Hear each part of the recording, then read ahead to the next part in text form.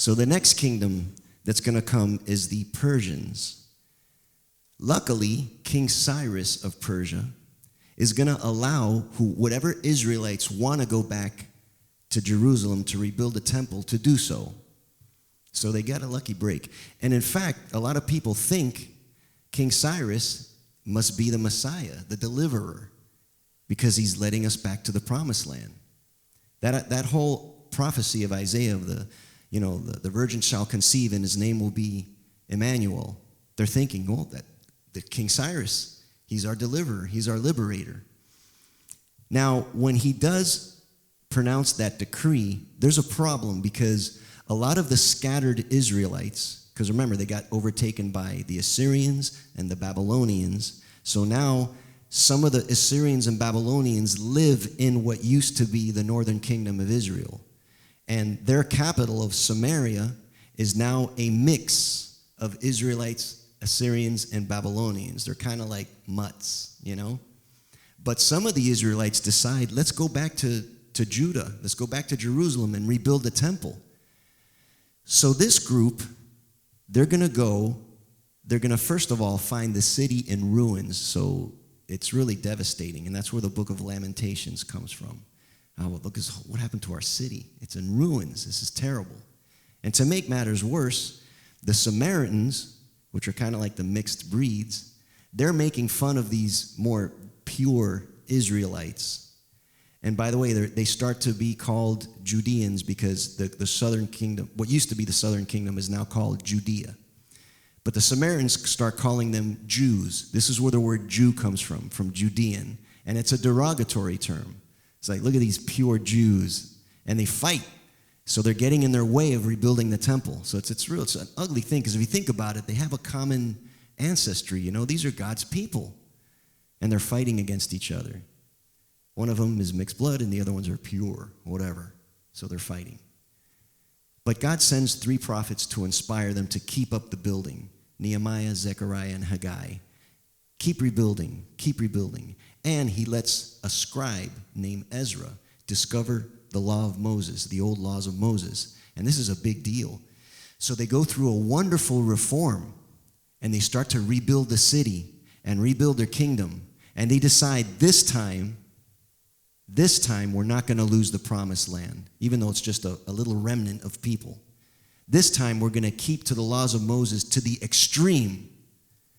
So if you have a foreign wife, get rid of her. If you're caught working on the Sabbath, we'll kill you. I mean, they really take the law to the extreme. It's very important as a setup for the background when we get to the New Testament. Not only are they taking this to the extreme, but during this time of reform, they have a chance to settle in for the first time without empires threatening them, and they can start to reflect on their crazy history. Why did we lose our land in the first place? What happened to us? Remember we used to be united? Remember King David? Remember Jerusalem and the temple and all that? Wow, man, we miss those days. What happened to us? And they start to figure it out, and they start writing these wisdom writings. Like there's a play called Job where it talks about this idea of God punishes the wicked and rewards the good. It's like, I don't know if that happens all the time. Here's a man named Job, and he was good. The Bible tells us he was good, so we don't have to question that. And yet God lets him suffer, lets Satan have his way with him. Miserable suffering. Of course, at the end of the story, he gets everything back. And the moral of the story is, no matter what, keep the faith, and Job does. There's another wisdom writing called Ecclesiastes. That's my favorite book of the Bible, by the way. And I love it because it starts talking about the meaninglessness of life. If you notice, everything that we do in this life, it's going to be forgotten in no time. Once you die, you think people are going to remember you in 100 years, 200 years. You're going to be forgotten with everybody else that gets forgotten. What's the point of life? And yet, the moral of the story is, what are you going to do except follow God's commands? Holding on to that faith. And then another wisdom writing is the Song of Songs, or the Song of Solomon, which was actually a secular romantic song. And you wonder, what's that doing in the Bible? It's like if you had a pop song from the radio in the scriptures. It's like, what is that? And the reason is they saw the wisdom of the parallel between the love of God for his people as a romance, not simply a covenant or a conditional, follow the laws of Moses or else, but he actually loves his people. Even when they're unfaithful, he's faithful. That's why it's in the Bible. But the other thing they reflected on as to why they lost their promised land was that God was using the different nations as his own holy warriors to teach them a lesson. Sometimes they were good guys, sometimes they were bad guys. It depends on what God was trying to do with them. This is the story of the good, the bad, and the holy.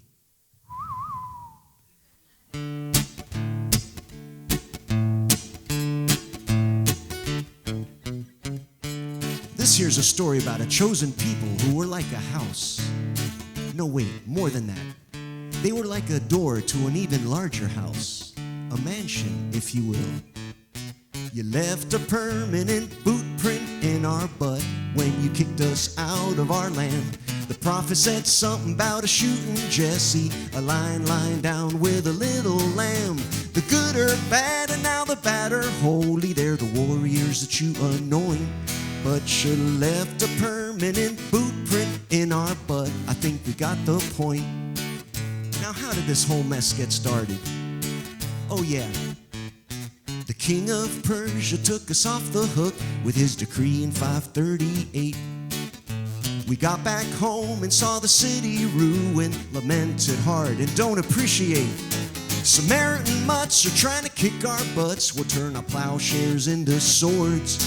And when this is through, your people swear to you we'll keep the law that we ignored. You left a permanent boot print in our butt when you kicked us out of our land. The prophet said something about a shooting Jesse, a line down with a little lamb. The good are bad and now the bad are holy. They're the warriors that you anoint. But you left a permanent boot print in our butt. I think we got the point. What came next? Oh yeah.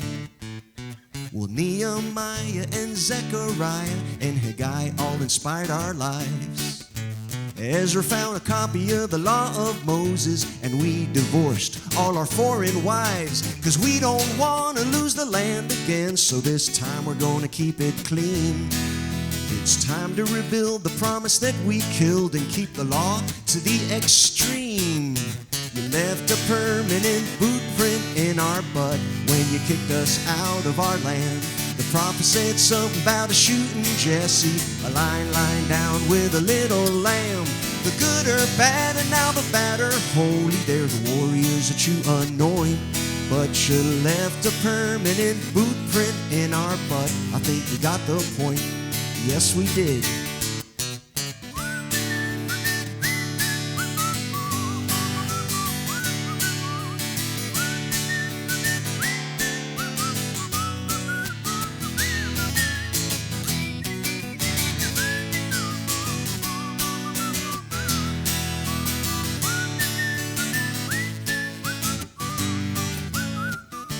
Listen.